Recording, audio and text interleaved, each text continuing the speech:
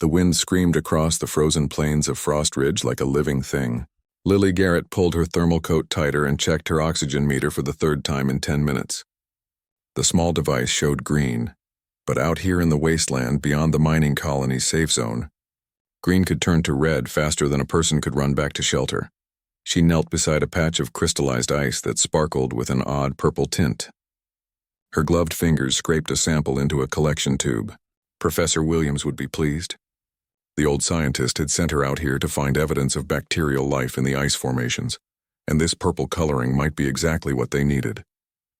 Lily labeled the tube and tucked it into her sample bag. Something roared in the distance. Lily froze. Her heart hammered against her ribs.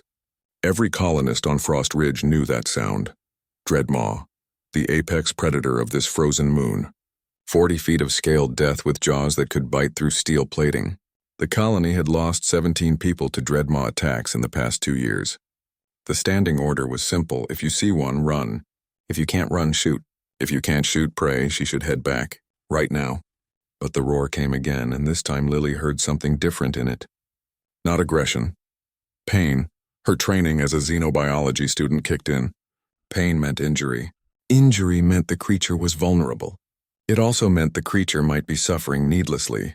Lily had always been the kind of person who stopped to help injured birds or brought stray cats home, despite her father's complaints. Her roommate Tracy called it a terminal case of niceness. Her father called it foolish. The roar echoed across the ice once more. Lily made a decision she knew was probably stupid. She followed the sound. The ice canyon opened up before her like a wound in the moon's surface. Jagged walls of blue-white ice stretched down into shadows. The roaring came from somewhere in that darkness. Lily activated her headlamp and began the careful descent. Her boots found purchase on narrow ledges. Twice she nearly slipped. At one point, a chunk of ice broke free and tumbled into the depths below, clattering against the walls for what seemed like forever before silence returned. She found the Dreadmaw at the bottom of the canyon. The creature was massive, even by the standards of its species. Pale blue scales covered its body, each one the size of Lily's hand. 4 powerful legs ended in claws that had carved deep gouges into the ice floor. Its wings lay folded against its sides, the membranes torn in several places. But what drew Lily's attention was the creature's head. The Dreadmaw was thrashing its neck back and forth, slamming its snout against the canyon wall. Blood and frozen mucus crusted around its nostrils. The creature's eyes, usually cold and reptilian, were squeezed shut in obvious agony. Lily saw the problem immediately. Something metallic protruded from the creature's left nostril. A drill bit, one of the heavy mining bits used to break through deep ice. Somehow this poor creature had gotten it lodged deep in its nasal cavity. The wound was infected. She could see the swollen tissue even from 20 feet away. The Dreadmaw sensed her presence. Its head whipped around with frightening speed. Yellow eyes fixed on Lily. The creature's lips pulled back, revealing teeth like daggers. A low growl built in its throat. Lily raised her hand slowly, palms out. "Easy," she said softly, knowing the creature couldn't understand her words but hoping it might understand her tone. "I want to help." The Dreadmaw lunged. Lily threw herself to the side, hitting the ice hard enough to knock the wind from her lungs. The creature's jaws snapped shut inches from where she had been standing, but then the Dreadmaw jerked its head back with a shriek of pain. The movement had driven the drill bit deeper. It could kill her. Lily knew this with absolute certainty. One bite, one swipe of those claws, and she would be dead. But she also knew that if she left, this creature would die slowly and painfully. The infection would spread. The Dreadmaw would starve because it couldn't hunt with its nose damaged. Days or weeks of suffering stretched ahead of it. "Please," Lily said, staying very still. "Let me help you." The Dreadmaw watched her. Its breathing came in ragged gasps. Blood dripped from its nostril onto the ice. For a long moment, nothing happened. Then slowly the creature lowered its head to the ground. Its eyes remained open, watching Lily, but it stopped moving. Permission granted or a trap? Lily had no way to know which. She reached into her field kit and pulled out the Xenovet tools. Professor Williams had insisted all biology students carry them for handling injured wildlife. Lily had never imagined she would use them on a Dreadmaw. Her hands shook as she approached the creature. The Dreadmaw's eye followed her every movement. She could feel heat radiating from its body despite the freezing air. Up close, the scales were beautiful, refracting light in subtle rainbow patterns. The creature smelled of musk and blood and something else, something wild that had no name. Lily positioned herself near the creature's snout. "This is going to hurt," she warned. "Please don't eat me." She gripped the drill bit with medical forceps. The metal was embedded deep, deeper than she had thought. Lily pulled. The Dreadmaw's entire body went rigid. Its claws scored the ice. A sound like tearing metal came from its throat. But it didn't move away. It didn't attack. Lily pulled harder. The drill bit shifted. Blood flowed freely now, bright red against blue scales. The creature's breathing became sharp pants.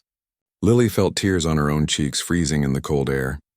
"Almost there," she whispered. Almost. One final pull and the drill bit came free. The Dreadmaw bellowed so loudly that ice cracked and fell from the canyon walls above. It thrashed its head, flinging blood in wide arcs. Lily scrambled backward, certain she had made a fatal mistake. But the creature wasn't attacking. It was expressing relief. After a moment, the Dreadmaw went still. It looked at Lily with those alien eyes. Then it did something extraordinary. It lowered its head and gently touched its snout to Lily's shoulder. The gesture lasted only a second before the creature pulled back. Lily's hands moved on autopilot. She sprayed antibacterial foam into the wound. The Dreadmaw flinched but allowed it. She applied synthetic tissue to help the healing. The creature watched her work with something that might have been curiosity. When she finished, Lily stepped back. The Dreadmaw raised its head and tested its breathing. Air flowed freely through both nostrils now. The creature looked at Lily one more time, made a soft rumbling sound deep in its chest, then turned and limped toward a dark crevice in the canyon wall. Lily watched it go, her heart still racing. She had just done the most dangerous and stupid thing of her entire life. She had also just made a friend, though she didn't know it yet. 3 weeks passed before anyone noticed that Sector 7 had gone quiet. Lily sat in the colony mess hall, pushing reconstituted protein paste around her plate and trying to look normal. Around her, miners complained about the usual things. The food was terrible. The heating system in Block C was broken again. The quotas kept climbing while the pay stayed the same. Nobody mentioned that the Dreadmaw attacks in the southern sectors had completely stopped. Nobody except Dennis Walsh, the head of colony security. "It's unnatural," Dennis said, stabbing his fork toward the holographic map projected above the center table. "Look at these patterns. For 2 years, we averaged 1 attack per week in Sector 7. Then suddenly nothing. 3 weeks of silence. That's not random. That's not migration. Something changed."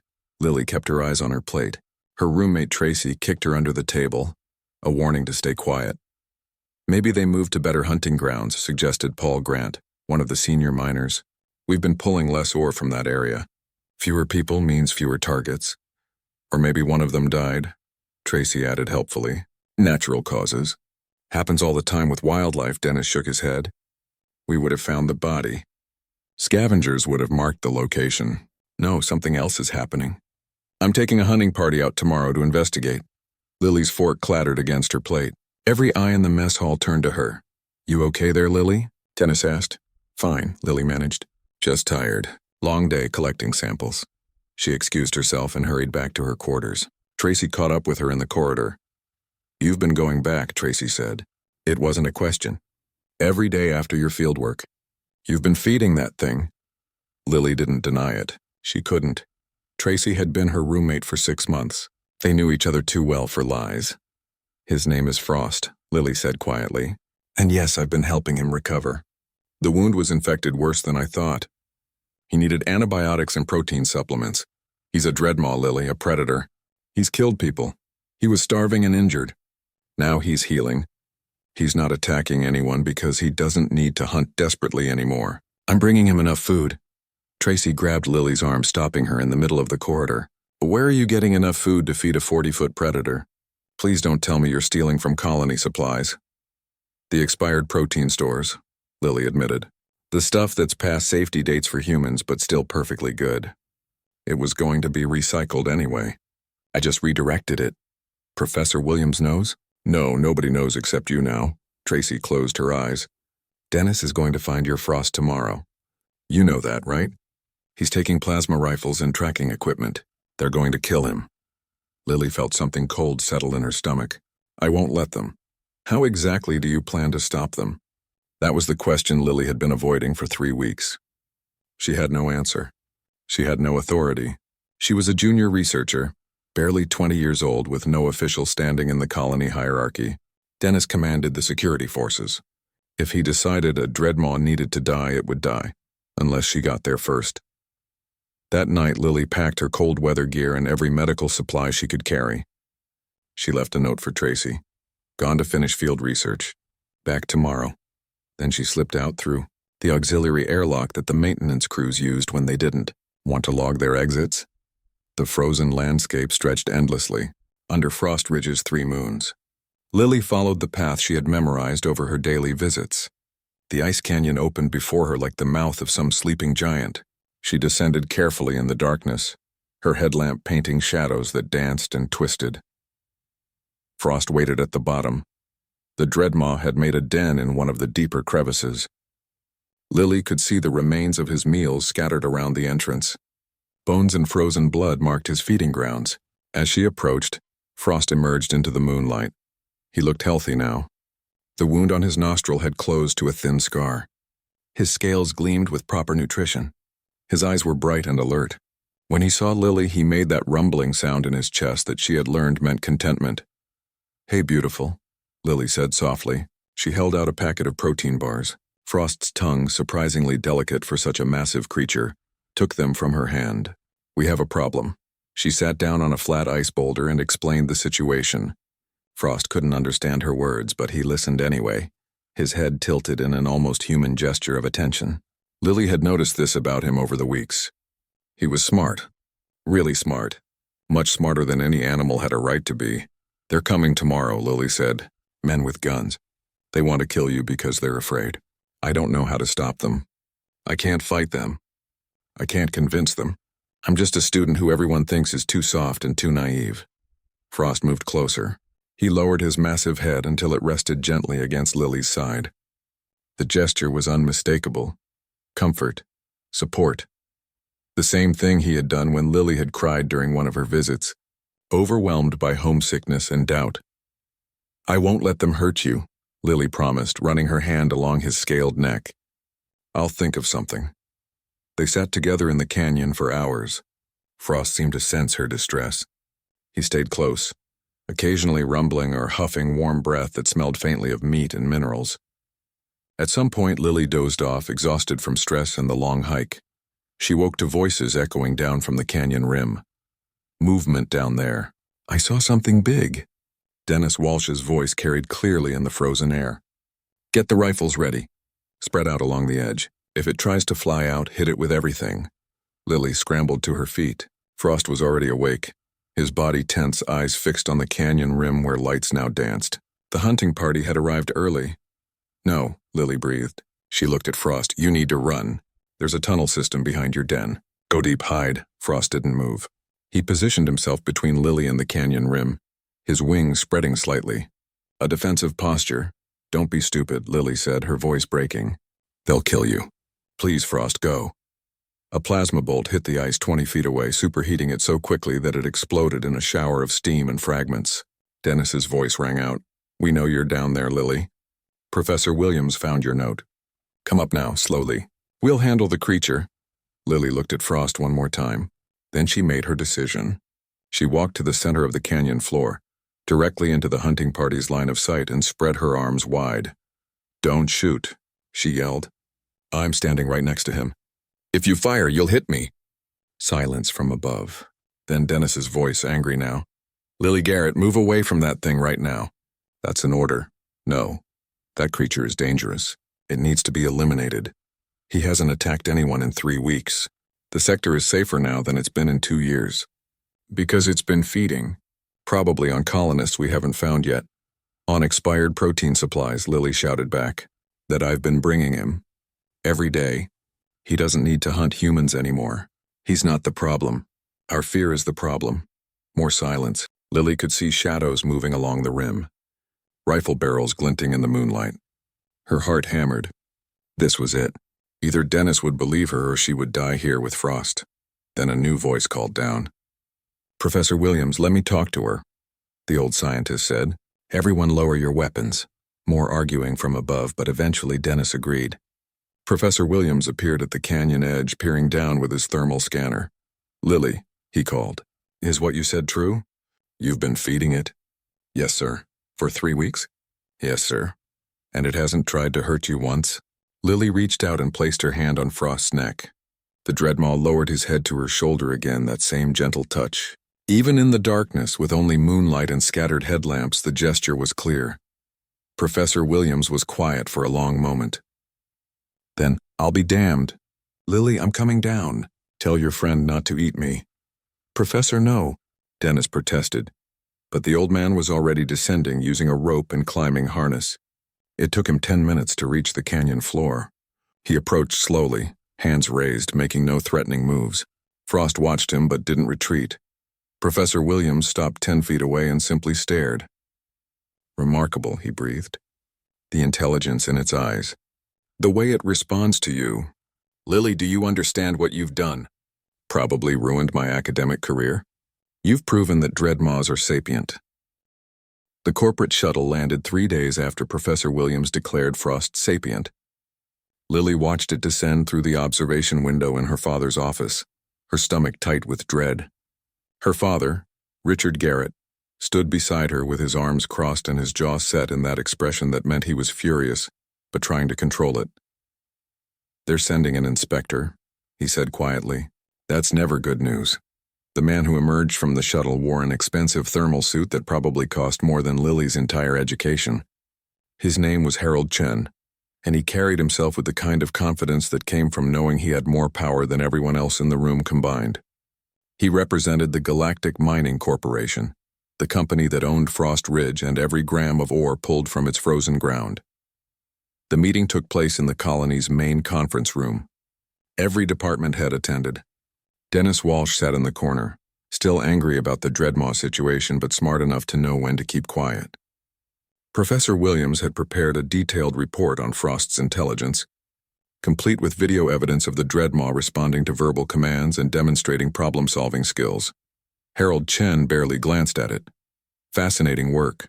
Miss Garrett," he said, though his tone suggested he found it anything but fascinating. "You've managed to befriend one of the local predators. Very heartwarming. Now let me explain why I'm really here." He activated the conference room's holographic display. Numbers and charts filled the air above the table. Lily recognized some of them from her father's mining reports. "Frost Ridge is underperforming," Chen stated flatly. "You're pulling 40% less ore than projected. Your equipment is aging. Your workforce is too small and too inefficient. Corporate has decided to implement a full automation program. New mining drones, processing facilities, and AI management systems. Everything runs smoother without human error." Richard Garrett leaned forward. "What happens to the colonists?" "Relocation to Facility 17 on Gamma Station. It's a lovely installation. Very modern." "Gamma Station is a labor moon," Lily's father said, his voice hard. "Maximum security. Prisoners and contracted workers. You're talking about moving 3,000 people from their homes to what amounts to a prison." Chen smiled.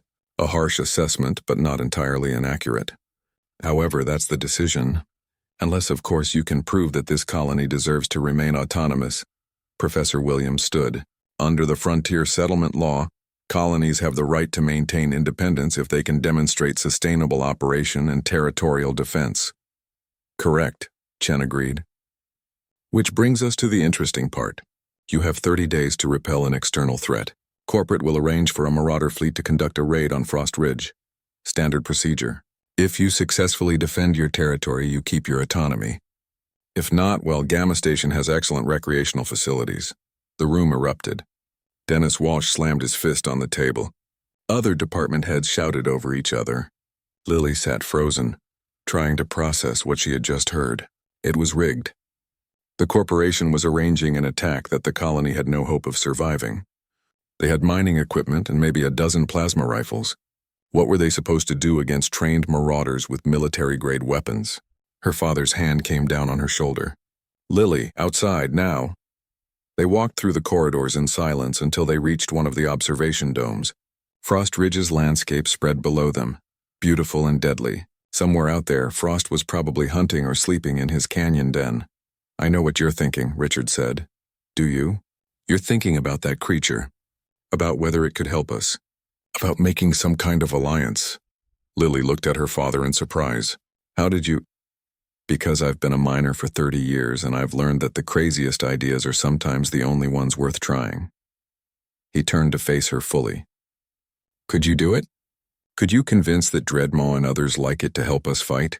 I don't know, Lily admitted. Frost trusts me, but there are more Dreadmaws out there. A whole population living in the deep canyons. I'd need to find them, communicate with them, convince them that helping humans is in their best interest. That's insane. Probably. Richard was quiet for a long moment. Then he laughed, though it sounded tired. Your mother would have loved this.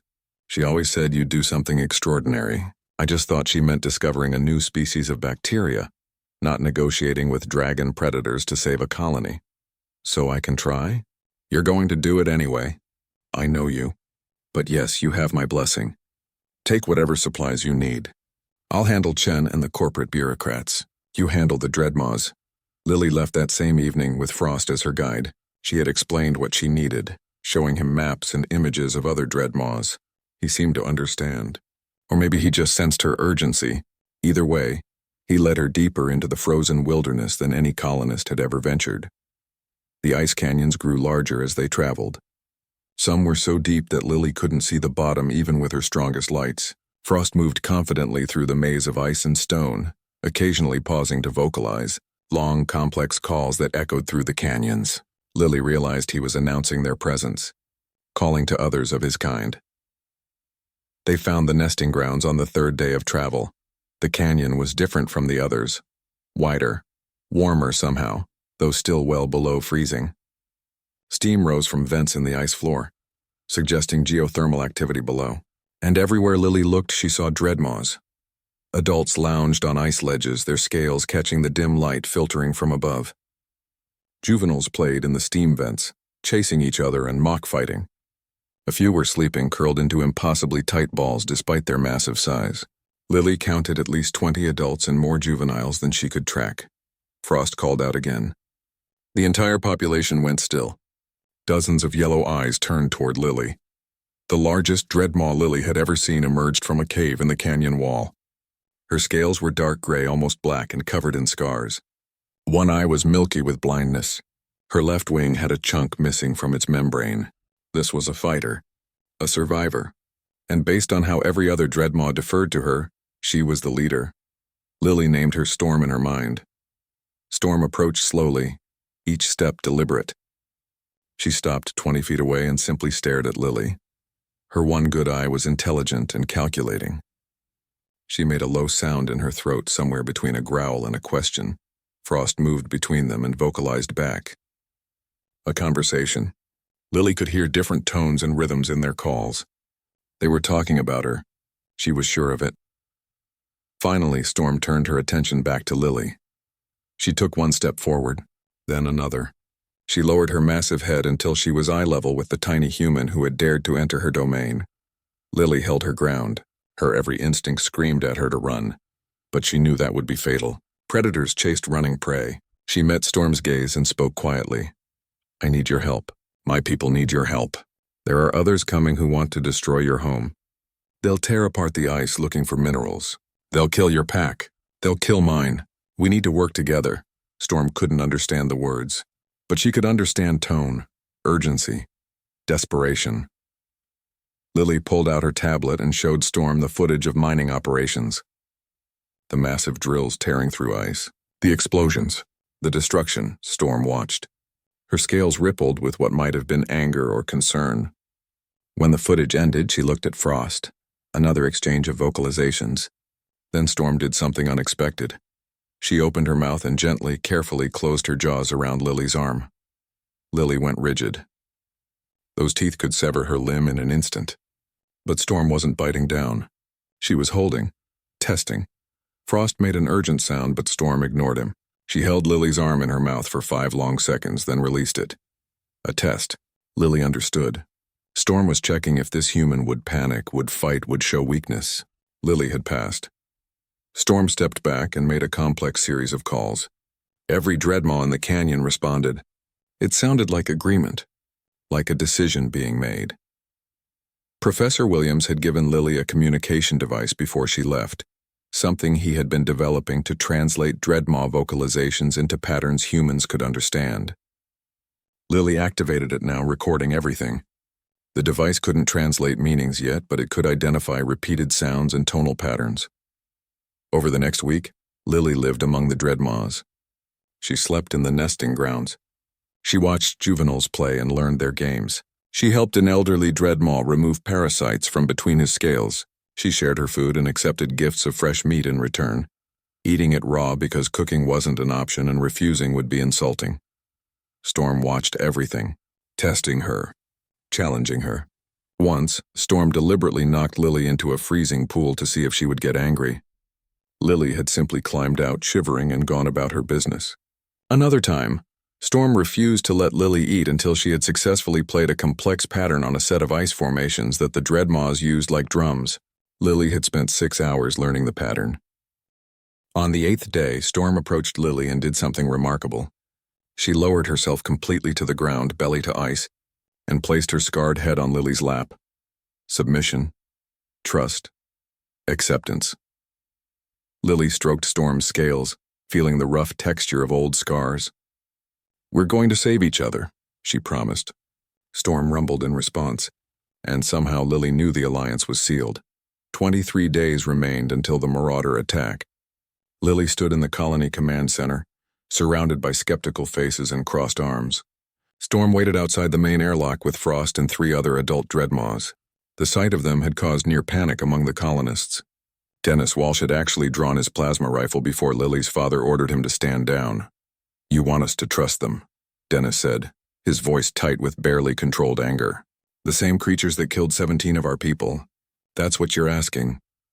"I'm asking you to see past fear," Lily replied. She had rehearsed this speech a dozen times, but now that she was giving it, the words felt inadequate. Storm and her pack are intelligent.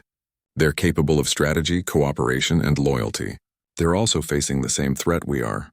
The corporation will strip mine this entire moon. That means destroying their nesting grounds, killing their young. They have as much to lose as we do. Professor Williams stepped forward. "I've analyzed the vocalizations Lily recorded. The complexity is remarkable. These creatures have language, possibly even culture. Dismissing them as mere animals is not only scientifically inaccurate, it's strategically foolish." Richard Garrett pulled up tactical maps on the holographic display. "We're looking at 300 Marauders arriving in 6 ships.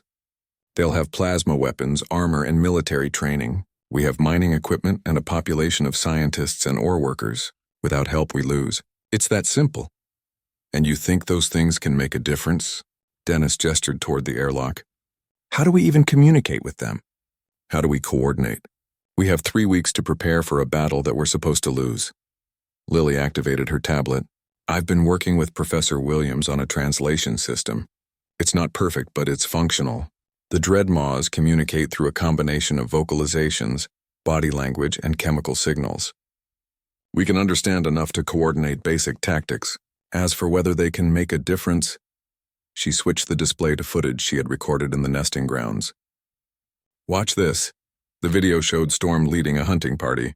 6 adult Dreadmaws working in perfect coordination to bring down an ice mammoth, one of the massive herbivores that roamed the deep glaciers. They used flanking maneuvers, distraction techniques, coordinated strikes. It was more sophisticated than many human military operations. The room went quiet. "They're apex predators," Lily continued. "They've survived on one of the harshest moons in the sector. They know this terrain better than we ever will, and they're willing to fight alongside us." Dennis lowered his rifle slowly. "What do you need from us?" The planning took 3 days. Lily served as translator, with Professor Williams and Tracy helping to refine the communication protocols. Storm proved to be a quick learner. She grasped human tactical concepts faster than Lily would have believed possible. When Richard showed her maps of the colony perimeter, Storm immediately identified weak points and suggested reinforcement positions. The Dreadmaws moved into the outer canyons, establishing defensive positions. Human work crews followed, setting up equipment and supply caches. Lily watched as Miner Paul Grant shared his lunch with a juvenile Dreadmaw, both of them sitting on an ice ledge and watching the preparation below. The young creature had brought Paul a shiny rock as a gift. Barriers were breaking down. Frost stayed with Lily constantly. He had appointed himself her personal guardian and took the job seriously. When she worked late into the night studying tactical maps, Frost slept curled around her makeshift office. When she traveled between the colony and the nesting grounds, he flew beside her emergency sled, his shadow racing across the ice. Tracy confronted her one evening as Lily was preparing for another supply run to the outer defensive positions. "You've changed," Tracy said. "You're not the same person who arrived here 6 months ago. People change. Situations change. That's not what I mean." Tracy sat down on the edge of Lily's bunk. "6 months ago, you were this soft, naive kid who cried when we had to kill rats in the food storage.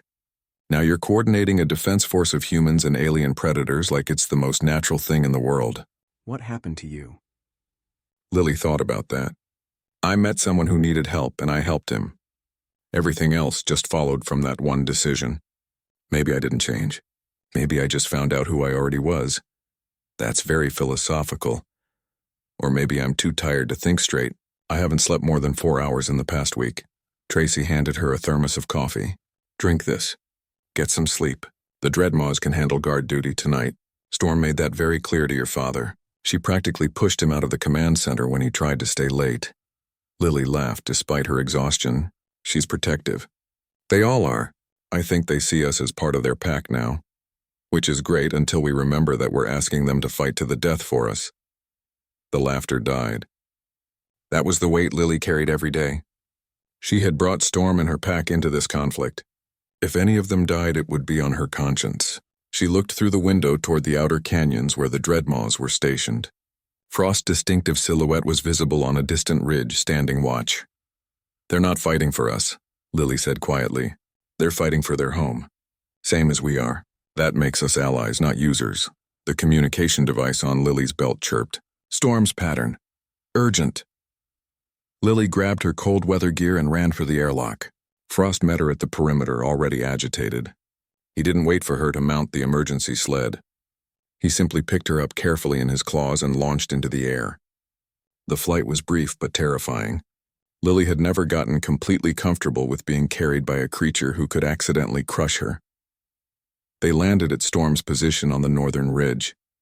The Alpha Dreadmaw was staring at the sky, her body tense. Other pack members had gathered, all looking in the same direction. Professor Williams was already there, his scanner active. "What is it?" Lily asked. "Ships," the professor said grimly. 6 of them. They just dropped out of hyperspace. They're early.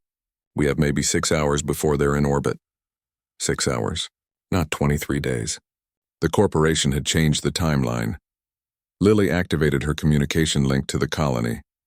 "Get everyone to defensive positions now. This is not a drill. They're here." Chaos erupted on the other end. Voices shouting. Alarms blaring. Her father's voice cut through the noise. "Lily, get back here. We need you in command." "No, I need to be with Storm. We're your forward defense. You coordinate the colony. I'll coordinate the pack." She closed the link before he could argue. Storm was watching her with that one good eye, waiting for instructions. Lily pulled up the tactical maps and began marking positions. The Dreadmaws gathered around, their intelligence evident in how quickly they grasped the plan. "The Marauders will come in force," Lily said, knowing Storm could understand enough through the translation device. "They'll try to overwhelm us with numbers. We need to break their formations. Make them afraid. Show them they're not fighting helpless miners. They're fighting humans and Dreadmaws together." Storm rumbled her agreement and began issuing calls to her pack. Dreadmaws launched into the air, flying to their assigned positions. Juveniles were sent deep into the nesting grounds for safety, though several argued loudly about being left behind. The elderly and injured positioned themselves as a final defense line around the young. Frost refused to leave Lily's side. She had assigned him to the aerial strike team, but he had made his position clear with an emphatic growl. Where Lily went, he went. She stopped arguing. The Marauder ships entered orbit as Frost Ridge's 3 moons rose above the horizon. The ships were military surplus, heavily armed dropships designed for exactly this kind of operation. Lily watched through her scanner as deployment pods began launching toward the surface. "Here they come," she said quietly. "Everyone hold positions until we see their landing patterns." The pods hit the ice fields like falling stars. Lily counted 60 of them. Each pod would carry 4 to 6 marauders. The corporation wasn't taking chances. They had sent an overwhelming force. The pods opened. Armored figures emerged, weapons ready. They began advancing toward the colony in organized squads. Professional, experienced. Exactly what the corporation had promised. They made it about half a mile before Storm's pack hit them. Dreadmaws came from above and below. They erupted from snowdrifts where they had buried themselves. They dove from the sky with claws extended. Frost's ice breath froze weapons and shattered armor. Storm herself led a ground assault that scattered an entire squad. The Marauders had expected terrified colonists. They got apex predators who knew every inch of the terrain and fought with coordinated fury. But the Marauders were professionals too. They recovered quickly. Plasma fire lit up the night. A Dreadmaw named Whisper took a direct hit and fell from the sky, injured but alive. Another named Shadow lost part of his tail to an explosive round. The battle had begun, and Lily knew this was only the first wave. She touched her communication link. "Dad, they're engaging the outer defenses. Storm's pack is holding, but they're taking damage. How are things at the colony?" Her father's voice was steady despite the stress. "We're ready. Every miner who can hold a plasma cutter is at the barricades. The medical bay is prepped. Lily, be careful out there." "You too, Dad." Frost pressed against her side, offering support. Lily looked out at the battle unfolding across the frozen plains. Human and Dreadmaw fighting together against a common enemy. It was terrifying and beautiful and absolutely insane. And somehow, against all odds, it was working. The ice canyon exploded in plasma fire. Lily pressed herself against the frozen wall, feeling heat wash over her protective suit. Frost's wing covered her, taking the brunt of the blast. She heard him snarl in pain, but he didn't move away from his defensive position. "We need to fall back." Dennis Walsh's voice crackled through the communication system. He was 300 meters away, leading a group of miners in a desperate defense of Supply Station 3. "They've broken through the eastern perimeter." Lily checked her tactical display. Red markers swarmed across the map. The Marauders were adapting faster than expected. They had figured out the Dreadmaw attack patterns and were using concentrated fire to counter them. 3 of Storm's pack were down, injured badly enough that they had retreated to the nesting grounds. The juveniles and elderly were defending them now. A last line that Lily prayed wouldn't be needed. "Storm," Lily called out. The Alpha Dreadmaw was 50 meters away, coordinating a pincer attack on a Marauder squad. "We need to change tactics. They're learning our patterns." Storm broke off from her current engagement and glided to Lily's position. Blood streaked her dark scales. One of her claws was broken, but her eye blazed with fierce determination. She vocalized a complex pattern that Professor Williams's translation device struggled to interpret. She's saying the Marauders are too organized. Professor Williams' voice came through from the command center, where he was monitoring all communications. "They're using military doctrine. Standard assault patterns. She wants to know if we can disrupt their command structure." Lily's mind raced. The Marauders would have a command unit, probably in one of the rear positions coordinating the attack. If they could take out the leadership, the rest would lose cohesion. But that meant going deep into enemy territory. "It's suicide," Dennis said when Lily proposed the plan over the general channel. "You're talking about fighting through 200 Marauders to reach their command pod." "Not fighting through," Lily corrected. "Going around under." She highlighted a network of ice tunnels on her map. The Dreadmaws had shown her these passages during her time in the nesting grounds. They ran beneath the battlefield, carved by ancient water flows and geothermal vents, too narrow for the Marauders in their bulky armor, but perfect for a small strike team. "I'll need 5 people," Lily said. "Light armor, plasma cutters, and whatever explosives we can spare. Storm will provide aerial cover with her fastest flyers. We hit the command pod hard, capture or eliminate their leadership, and get out before they know what happened." "I'm going," Tracy said immediately. "Don't even try to argue." "I'm in," added Paul Grant. The big miner had proven surprisingly effective in combat, using his ore-hauling experience to operate the heavy plasma equipment. "My daughter is in the medical bay. I'm not letting these corporate thugs take her future." 3 more miners volunteered. Dennis wanted to join, but Richard Garrett ordered him to stay and coordinate the main defense. The security chief looked like he wanted to argue, but he obeyed. Frost made it clear through aggressive vocalizations that he was part of the strike team. Lily didn't bother arguing. She would need his ice breath and claws if things went wrong, and things always went wrong. They descended into the tunnels 30 minutes later. The passages were dark and claustrophobic, lit only by their headlamps. Ice pressed close on all sides. Frost had to fold his wings tight and crawl, which he clearly hated. The miners moved in single file, weapons ready. Above them, the battle raged. Lily could hear the muffled sounds of plasma fire and explosions. Storm was leading feint attacks to draw attention away from their actual objective. Every few minutes, the tunnel shook from heavy impacts. "Movement ahead," Tracy whispered. She was on point, her scanner picking up heat signatures. Something big, not human. They rounded a corner and found one of the marauders. He was injured, separated from his squad, and looked shocked to see colonists emerging from the tunnel. His hand went to his weapon. Frost's ice breath hit him before he could fire. The marauder froze solid, encased in a block of ice. Paul Grant pushed the frozen statue aside and they kept moving. The tunnel opened into a small cavern that the marauders had converted into a staging area. Supply crates were stacked against the walls. Medical equipment indicated they had been treating wounded here. And in the center, alone except for 2 guards, sat a man in command armor studying a holographic battle display. Lily recognized him from his insignia. Commander Grade, former military, now a marauder captain with a reputation for brutality and efficiency. Taking him would cripple the marauder operation. "On my mark," Lily whispered. 3, 2. Tracy didn't wait for one. She burst from the tunnel, plasma cutter firing. One guard went down immediately. The other dove for cover.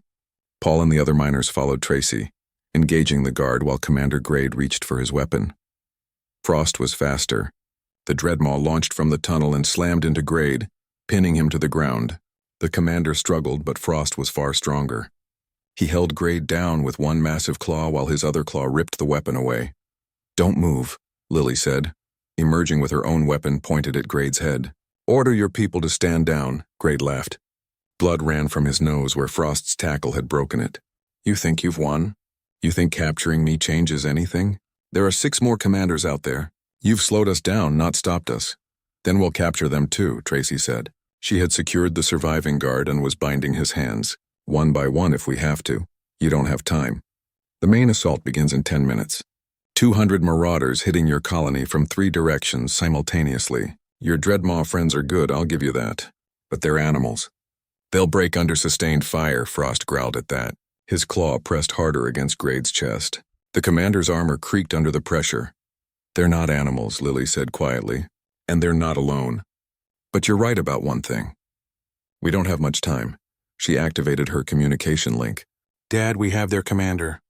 He says the main assault is coming in 10 minutes. 3 directions.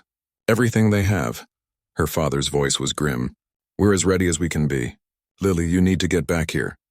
"No, we're going after the other commanders.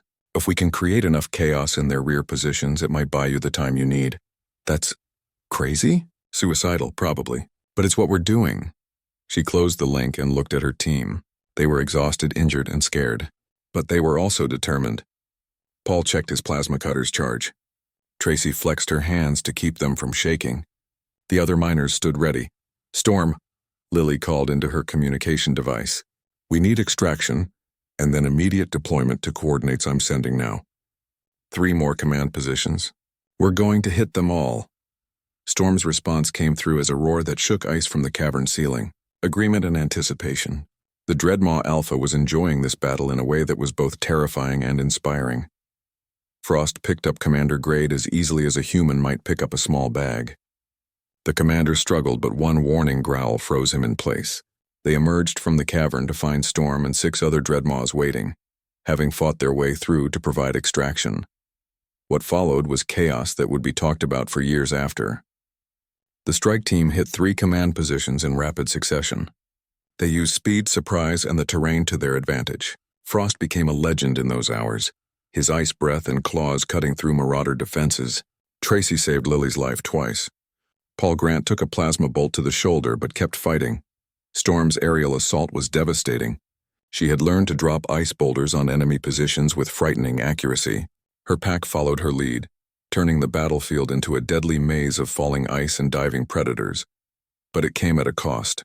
Shadow, one of Storm's oldest pack members, took a direct hit from an explosive round. He died protecting a group of juveniles who had disobeyed orders and joined the fight. 2 miners in the main defense line were killed when a marauder squad breached the barricades. Medical bay was overflowing with wounded from both species. Lily stood on the command center platform at dawn, watching the battlefield as the fighting finally began to slow. The marauders were in full retreat. 4 of their 6 ships had left orbit. The remaining 2 were picking up survivors. Commander Grade and 3 other commanders were bound and under guard.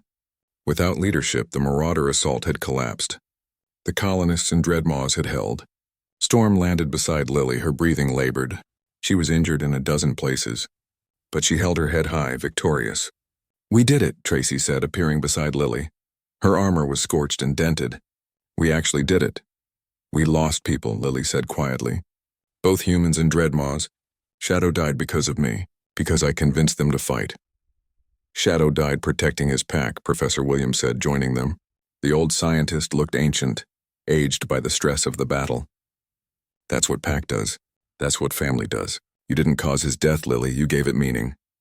Frost pressed his head against Lily's back, offering silent support. She leaned into him, suddenly exhausted beyond words. Her father's voice came through the general channel. "All hands stand down from combat stations. The marauders are leaving. We won." Cheers erupted across the colony. Humans and dreadmaws alike celebrated their impossible victory. But Lily felt only numbness. They had won the battle. But the war with the corporation was just beginning. 6 months after the battle, Lily sat in what had once been the colony mess hall, but was now something entirely different. The space had been expanded, walls knocked down to accommodate dreadmaw-sized doorways. Storm lounged near the main entrance, her scales freshly groomed and gleaming. A young human child sat between her forelegs, drawing pictures on a tablet while Storm watched with patient interest. Professor Williams stood at the front of the room, addressing a crowd of reporters who had traveled from 7 different systems to cover this story. The old scientist had aged visibly during the past months, but his eyes were bright with excitement. The formal treaty was ratified this morning by both the Frost Ridge Colonial Council and the Dreadmaw Pack Assembly, he announced. This represents the first legal recognition of non-humanoid sapient rights in the Outer Territories. Storm and her pack are no longer considered wildlife. They are citizens with full legal standing. The reporters erupted with questions. Professor Williams fielded them with practiced ease. How do the Dreadmaws participate in governance? Through the translation technology developed by Lily Garrett and refined over the past months. What are their responsibilities? The same as any citizen: contribution to community welfare, protection of territorial integrity, and adherence to established law.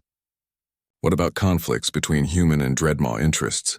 Those are handled through the Joint Council, where both species have equal representation. Lily watched from the side, with Frost pressed against her shoulder. He had barely left her side since the battle. The wound on his wing had healed, leaving a scar that matched the one on his nostril. People called them the bonded pair now. Human and Dreadmaw, first of their kind. Tracy appeared beside her, holding 2 cups of coffee. "You should be up there. This is your moment." "It's Storm's moment," Lily corrected, "and Professor Williams's. I just removed a thorn from a predator's nose. Everything else happened because people chose to see past fear." "That's very humble of you." "Also completely wrong." Tracy handed her a coffee. "The Galactic Authority wants to meet you, by the way.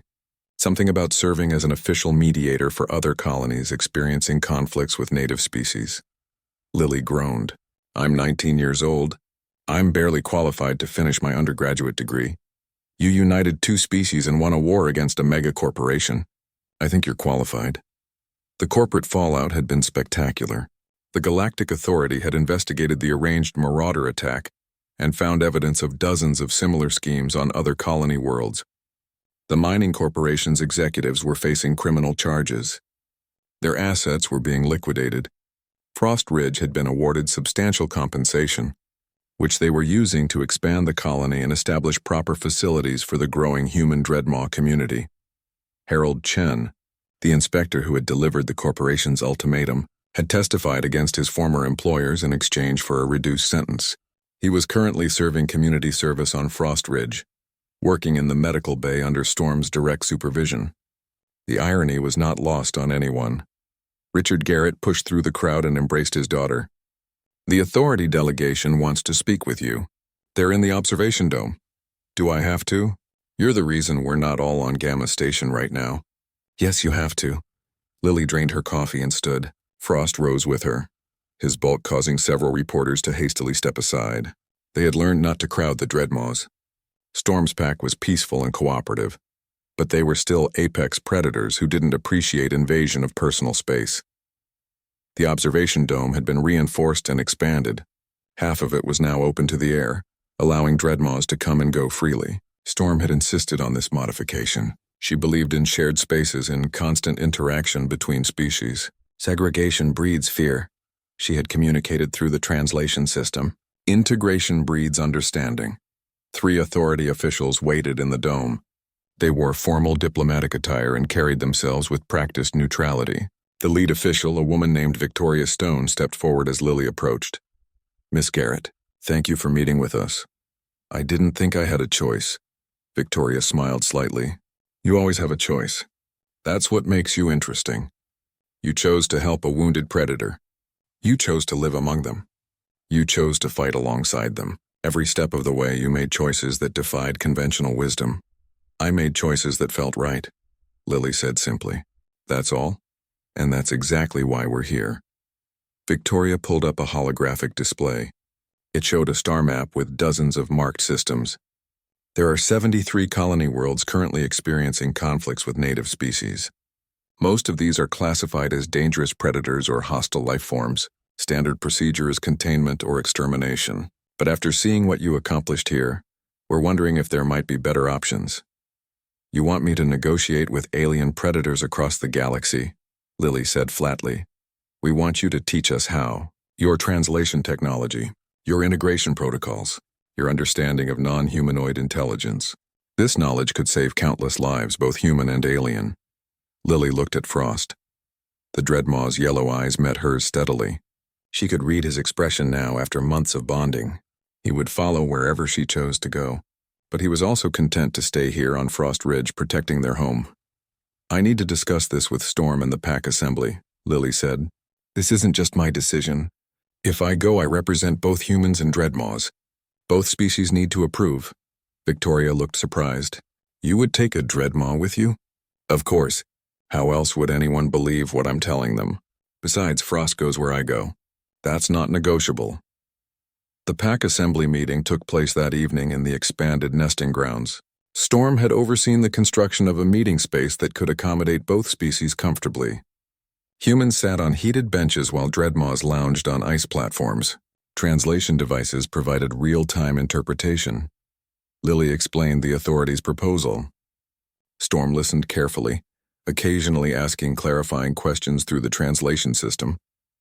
The other adult Dreadmaws discussed among themselves in their complex vocal language. Finally, Storm vocalized her response.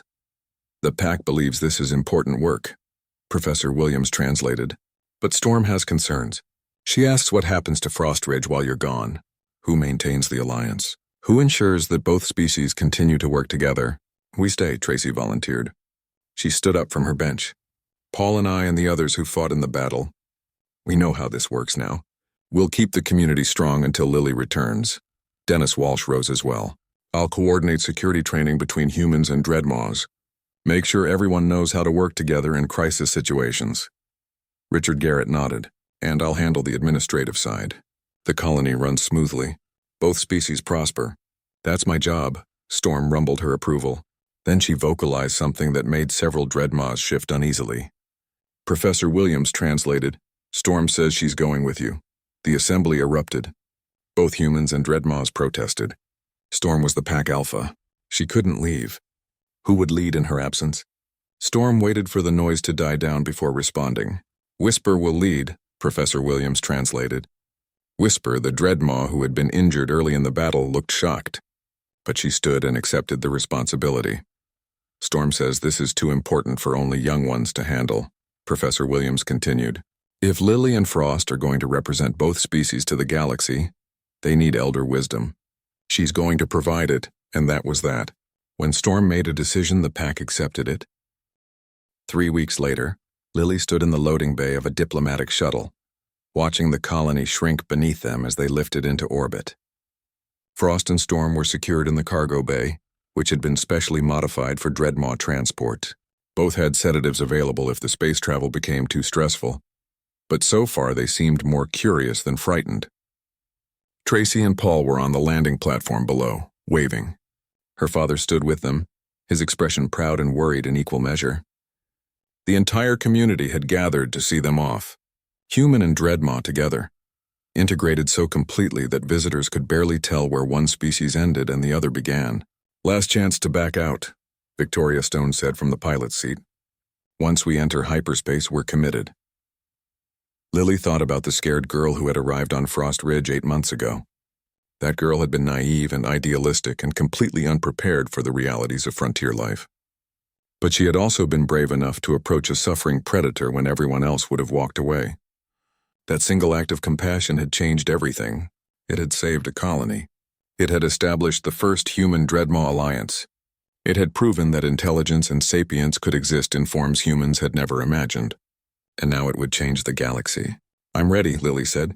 She activated her communication link one last time. "Frost Ridge, this is Lily Garrett. We're departing now. Take care of each other until we return." Her father's voice came through, steady despite the emotion underneath. "We will, sweetheart. Go show the galaxy what happens when humans choose understanding over fear." The shuttle broke atmosphere and entered the cold darkness of space. Through the viewport, Lily could see stars stretching to infinity. Somewhere out there were 73 worlds where humans and aliens struggled to coexist, where fear and misunderstanding led to conflict and death. Frost pressed against her side, offering comfort. Storm's rumble echoed through the cargo bay, patient and strong. Together, human and Dreadmaw, bonded not by blood but by choice, they headed toward the stars. The thorn had been removed. The wound had healed. And the scar that remained was a reminder that sometimes the most dangerous predators make the fiercest protectors. You just have to be brave enough to offer help when help is needed. The galaxy was about to learn that lesson, and Lily Garrett, with her unlikely family of dragons, was going to teach it.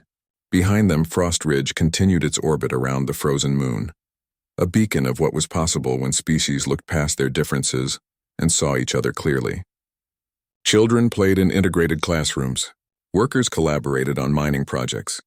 Dreadmaws and humans shared meals and stories and dreams. It wasn't perfect. There were still misunderstandings, still conflicts, still moments of fear and doubt, but there was also hope and trust, and the certainty that they were stronger together than they could ever be apart. Storm vocalized something complex, and the translation device rendered it into words. "This is only the beginning. We will show them all what true alliance means." Frost rumbled his agreement, and Lily, looking out at the infinite stars, smiled and thought about all the thorns that needed removing, all the wounds that needed healing, all the alliances that needed building. The galaxy was vast, but they had time, and they had each other. That would be enough.